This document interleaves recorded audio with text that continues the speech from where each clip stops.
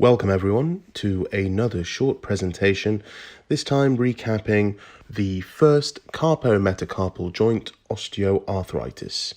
My name is Niall Lotfi and I'm an orthopaedic registrar based in Birmingham. So when we look at arthritis in the hand, first carpometacarpal joint osteoarthritis is the second most common joint affected. This is only second to the distal interphalangeal joints. This being osteoarthritis, the symptoms are the same for other common joints being affected. These include pain on movement, particularly those where the joint is under stress, and functional problems related to the use of that joint. In this case, it will be mainly grip-related functions that rely on the pincer movement of the thumb and the remaining digits. Because this is osteoarthritis, we can see the hallmarks of the disease in plain film radiography. As demonstrated in the first slide, these can be summarized with a handy mnemonic of LOSS, starting with L for loss of joint space, osteophyte formation, subchondral sclerosis, and subarticular cysts. If we move on to the second slide, it is imperative when taking a history from a patient that presents with potential first carpometacarpal joint disease to ensure that no other disease process is being missed. Pain in this area can be mimicked by other conditions such as rheumatoid arthritis in the hand or soft tissue pathologies such as de Quervain's tenosynovitis.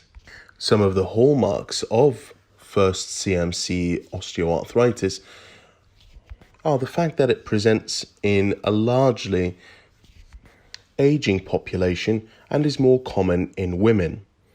It is also associated with some of the more common features of osteoarthritis, including gradual onset of pain and pain that is worse at the end of the day following increased activity.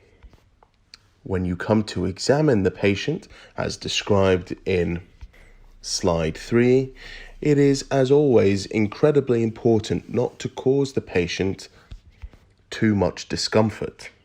Remember to use the look, feel, move order of examination to avoid missing any cardinal signs. If we look at the thumb, you can see that typical to osteoarthritic changes in that area, it may be squared off. This can be more difficult to see in people with larger hands. There may also be other pieces of evidence of osteoarthritis in the remainder of the digits. These can include Heberdin's or Bouchard's nodes. When the patient is asked to move the thumb, you may notice that fine motor function, such as picking up objects, reciprocates the pain that the patient experiences on a day-to-day basis. Finally, a very sensitive special maneuver can be performed to replicate the aforementioned pain. This is called the grind test. This involves you gently taking the patient's thumb in your dominant hand and pushing slowly proximally towards the trapezium. This is obviously causing further narrowing of the joint space and as such can create the sense of pain that the patient experiences normally. Once again, this can be incredibly discomforting for the patient, so please be mindful of this and ensure you warn the patient before performing it. Investigations for first CMC joint osteoarthritis include inflammatory markers if there is any concern that this could be mimicking rheumatoid arthritis, and a plain film radiograph to confirm the loss of joint space between the trapezium and the thumb metacarpal. If you are suspicious of any other pathology, including soft tissue pathology, then an ultrasound or an MRI scan may be indicated. As previously mentioned, with almost all surgical pathologies, you should consider non-surgical and surgical management options. Conservative therapies would include splinting the thumb and education regarding altering maneuvers that precipitate significant pain. In addition to this, hand physio and occupational therapy may be of benefit. This is also in addition to simple analgesics that will help the patient go about their day-to-day function. Moving on from conservative management, slightly more invasive would include intra-articular injections of corticosteroid and local anesthetic. This will likely be done under the use of X-rays due to the narrow space that the needle will have to be put into. This on its own may be enough to give the patient significant amount of relief for a relatively long period of time. Repeated injections may also be of benefit to those wishing to avoid surgical intervention.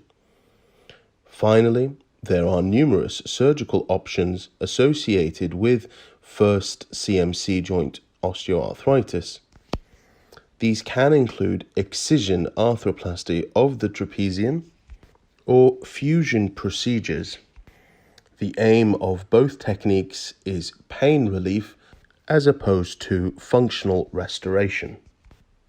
These patients should be referred to a hand surgeon for discussion regarding management options.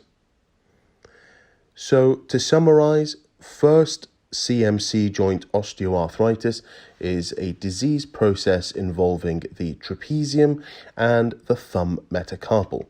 It can be significantly painful, debilitating, and cause significant interruption to a patient's quality of life. Prompt recognition with history taking and examination is essential to avoid misdiagnosis with other conditions such as rheumatoid arthritis. Referral to a hand specialist may also be warranted to give the patient some relief in their day-to-day function. Thank you very much for listening, and should you have any questions regarding the presentation, feel free to email me on niallotfi@nhs.uk.